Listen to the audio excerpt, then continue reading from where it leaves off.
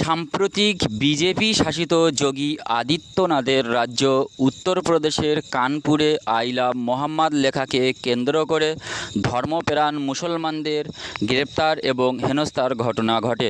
তারই প্রতিবাদে পশ্চিমবঙ্গের বিভিন্ন জেলায় প্রতিবাদ সমাবেশ অনুষ্ঠিত হচ্ছে। তার অংশ হিসেবে ৩রা অক্টোবর ২০২৫ শুক্রবার বিকেলে দক্ষিণ চব্বিশ পরগনা জেলার ভাঙড় ২ নম্বর ব্লকের শানপুকুর অঞ্চলের সোনপুর বাজারে প্রতিবাদ সভা অনুষ্ঠিত হলো।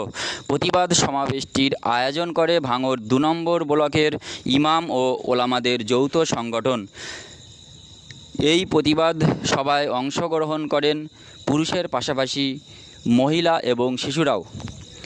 সোনপুর, ছেলেগোয়ালিয়া, মাঝেরহাট, কাঠজালা, মানিকতলা, চিনেপুকুর, আলাকুইলিয়া, নাংলা, ভোগালী, চণ্ডীহাট, কাশীপুর, মেটোহাইট প্রভৃতি গ্রামের বাসিন্দারা জুমার নামাজের পর এই প্রতিবাদ সমাবেশে অংশগ্রহণ করেন। প্রতিবাদ সমাবেশে প্রধান অতিথির বক্তব্য রাখেন মাওলানা কামরুজ্জামান। এছাড়াও বক্তব্য রাখেন ভানু সরকার, ছোটন দাস প্রমুখ।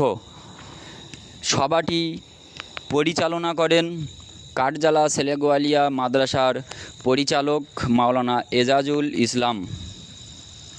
মহান আল্লাহ তাআলার কাছে দোয়ার মাধ্যমে প্রতিবাদ সমাবেশটির সমাপ্তি হয়। দোয়াটিও পরিচালনা করেন মাওলানা ইজাজুল ইসলাম।